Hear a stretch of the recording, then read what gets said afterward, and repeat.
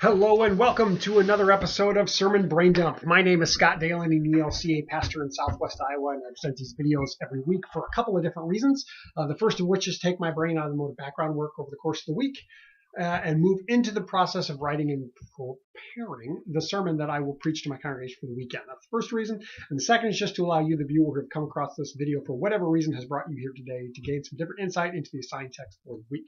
Now, this week is special, of course. If you have been paying attention or you're a regular viewer, you have seen that I've already done a video this week, and now this is the second one. And while today, Friday, is my normal day of recording and posting these, this one is out of the ordinary in that Christmas Eve is this particular Sunday. And so with that, the one I recorded earlier in the week, my last one, was for the Sunday morning, where we will be celebrating the fourth Sunday of Advent, so the season that's leading up to Christmas as we prepare ourselves in the church for the coming Messiah.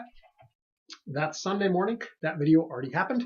Now this one is for Christmas Eve itself, which we will celebrate here in my congregation with our candlelight services late afternoon, evening, or night of Christmas Eve.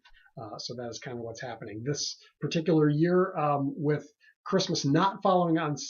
With Christmas Day not falling on Sunday like it did a year ago, we won't do anything for Christmas Day.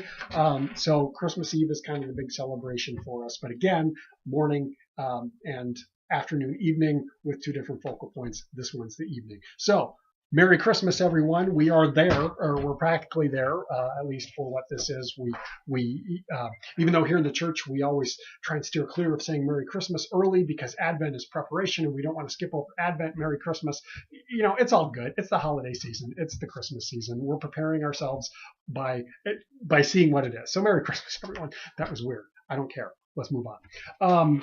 As it is every year for Christmas Eve, the assigned text for Christmas Eve is Luke chapter 1, verses 1 through 20. This is the birth of Jesus.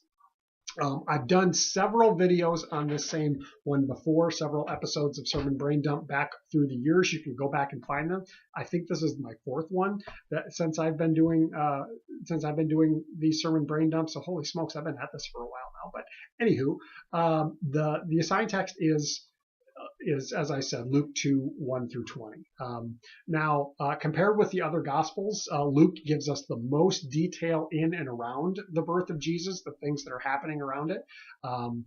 John just gives us, it's included in the prologue, but we don't hear anything about the birth. We just hear that the Word became flesh and dwelt among us, or that the light shines in the darkness. That's the incarnation. Incarnation is God coming into the world. Mark skips completely over it. Mark picks up with the adult John the Baptist and the adult Jesus. So the birth narrative or the growing up at all is not present. Not that we have a lot of that anyway, but so Mark picks up with John and Jesus already fully grown.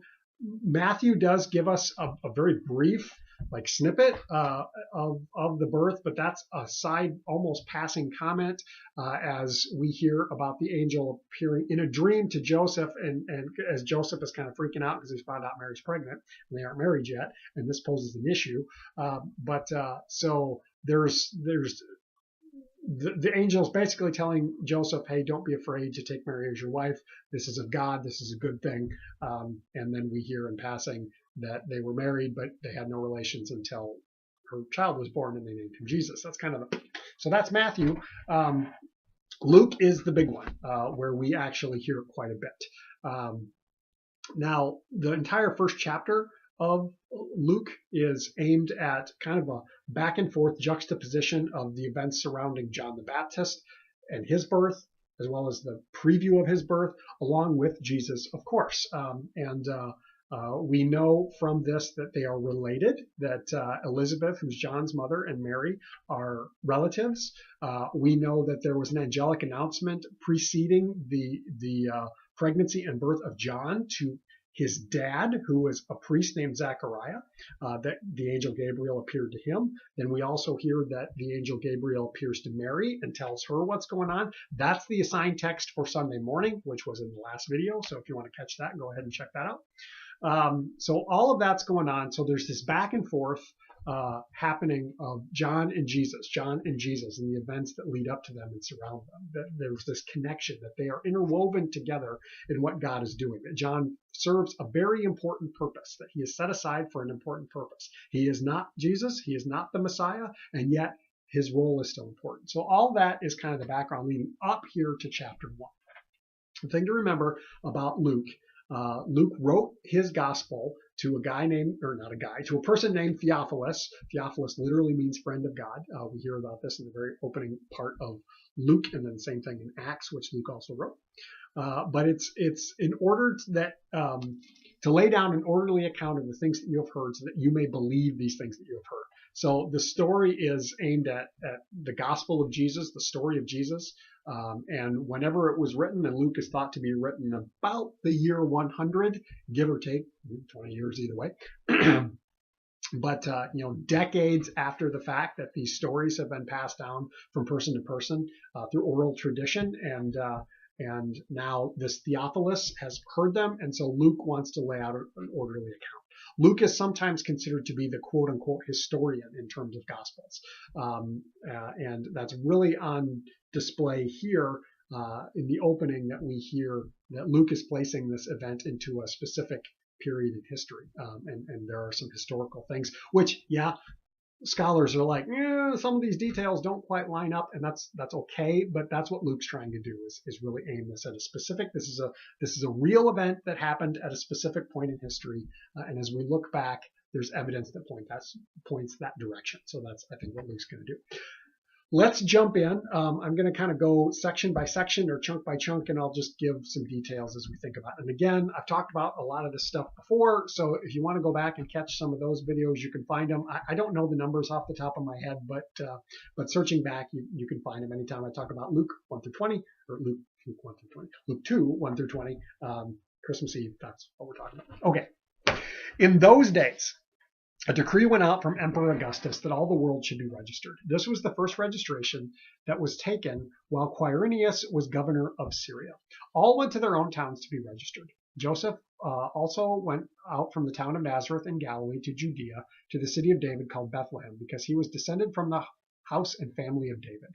He went to be registered with Mary, to whom he was engaged and who was expecting a child. While they were there, the time came for her to deliver her child, and she gave birth to her firstborn son, wrapped him in bands of cloth, and laid him in a manger because there was no room for them in the inn. All right, that's the first section. I'm going to kind of stop there.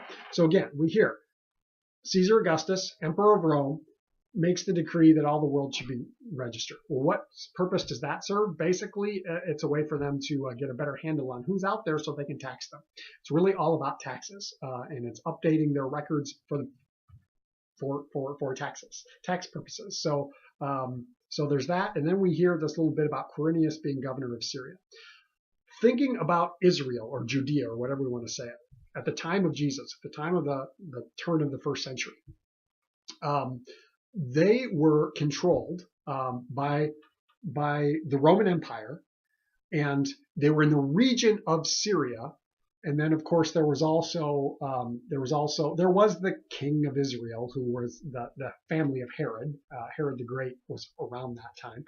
But so there's all these oppressive forces that are at work in terms of the political spectrum at the time that Jesus is born. So we've got Rome and the emperor controlling all of, or at least a lot of the known world, and that was out there. And then their regional governor. So like, for us in the United States, think of like the state, or maybe, I don't know, probably like the state, that's controlled out of Syria. And then there's also like the more localized government in Jerusalem that is the king of Israel, or the Jewish king, who would be Herod, who's a puppet of Rome. So there's all this stuff. And we hear that this registration, which means, of course, taxes and more oppression, all of that is right here from the get-go, that this is happening in the midst of layer upon layer upon layer of oppression, which follows up period after period after period of oppression. This is a people who have known oppression going back a long, long, long, long way. Now, we hear about David. That's King David, considered by most to be the most beloved king of Israel. He was the second king of Israel after King Saul, and this is going back like 1,000 years before Jesus, so like 3,000 years ago for us now. But he was considered to be the greatest king. Now, his son, King Solomon, wise King Solomon, yep, there's that too. But so Israel as a people kind of came into existence. Well, they've been in existence for a long time, but they came into the promised land, as it's called, this nation of Israel, right alongside the Mediterranean River. Actually, a very Mediterranean Sea, not river, a very important region in terms of travel, both in and around the Roman Empire. That pretty much, if you wanted to go from present day Europe over to Asia or down to Africa or any of the above, like around there, you had to travel right through there unless you were going by sea. But if you're going by land, you went right through Israel, right alongside the Mediterranean River. So it's a very important actually area that's constantly being controlled by somebody. But the people came into there, and then King Saul was the first king right before David, ruled for a long time, established a kingdom. David expanded it. And ruled for like 40 years, so was a great military leader at that time, because at that time you controlled as much as you ruled as much as you could control by military might.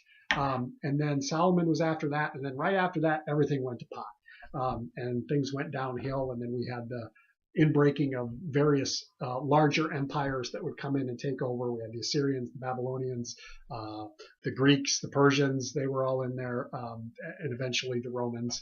So we see that the power will fail. But this oppressive force is the situation that Mary and Joseph, and specifically Mary, because she's really the focal point here of what happens around the events of Jesus. I mean, Joseph is there and is taking part, but it's very passive in this case. So this is where they find themselves. So they go to Bethlehem, which is in the south, very close to the city of Jerusalem. It's like 6 miles away. From Galilee in the north, and it's probably 100-ish odd miles that they have to travel from where they live down to Bethlehem, where they have to do the registration because of Joseph's connection to David. And that's an odd hereditary type thing. Historians do kind of scratch their head about why exactly this would happen, but that seems to be what happens. So they travel down. Mary is quite pregnant. We don't know exactly how pregnant, but regardless, when they get there, or while they are there, that's when the baby is born. So and we hear there's this whole thing about we typically think of Jesus being born in a barn or born in a stable or born and then laid in the manger. Well,